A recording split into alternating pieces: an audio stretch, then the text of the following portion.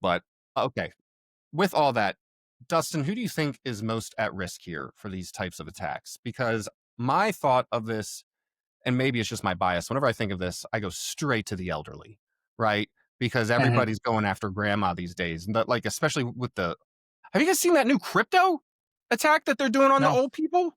Mm-mm. They no. are What is it? literally calling them from their scam centers, right? That are all around the world. And they are convincing them to liquidate their entire retirement accounts and go to those gas station Bitcoin kiosks Yeah, and I have shove Yeah. seen that. all their money in it. Like, and Yep. it's sad. It's Yeah. sad because there's gonna, and we think, oh, how could you fall for that?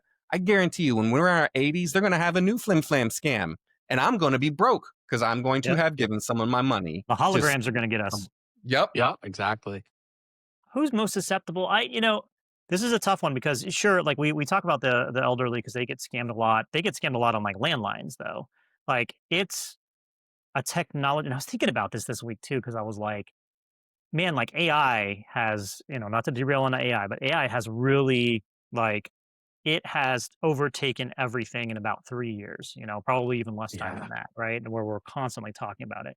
My grandmother used to ride a horse to school. And so like she saw the automobile, right? And she probably saw some automobiles, Wait, real but it quick. took What did she do with the horse when she got there, though? they had stables at the And school. I asked At her the this. school?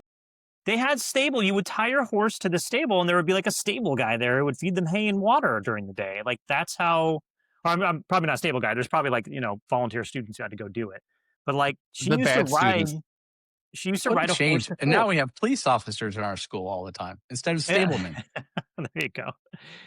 By how times have changed, I'm sure that's what she would Yeah. be concerned about. But so like she saw like I'm sure there were automobiles driving around her on her horse on the way to school. So she saw people with automobiles, but it didn't. Then she had her grandchildren who like as soon as they turned 16, they were getting cars, right? And so Yeah. like, but that was the span of I don't know 60 years. So like we have this like when technology comes out now, it's like boom, boom, boom, boom, boom, and it changes so quickly.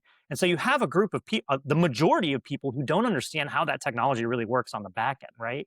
You even have some cybersecurity people who think that Wi-Fi is magic, right? Or who think that magic internet brick is magic internet brick. They don't even pay attention to those kinds of things. Really Frank, do. Chris, all three of us have been on calls with clients who have older people on staff who are like, wait a second, my phone goes through the internet. And then we have to kind of explain to them like voice over IP and like, yep, that's how this works nowadays. And actually, even landlines are kind of like most of them are not analog anymore. I think they're all digital Yeah. now. But like Yeah. explaining that to them and that like blows their mind to think about like, oh, this isn't analog anymore. It's not like a voice coming through a line anymore. It's internet packets that are being routed. And so to your point, Frank, like I think the majority of people are because most of us have cell phones, very few of us know how they work.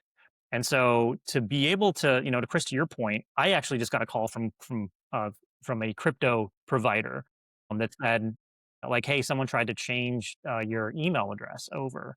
They were like, press. It was like an automated message. It was like, press one to accept this, and I didn't do anything. I hung up.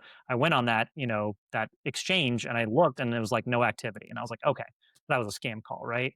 To your point, like those things happen to us all the time. Like, and I was kind of explaining this to my mom recently because she fell for an IT trap and she had to do remedial training Yeah. for phishing, right?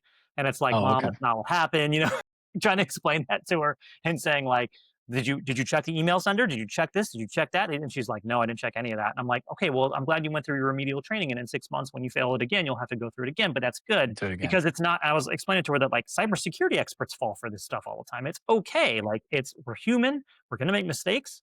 And we're going to, click on a link that we're not supposed to click on. I think we've all clicked on links that we're not supposed to click on and recently. Right? And so, we have an issue with it. We have trouble with it.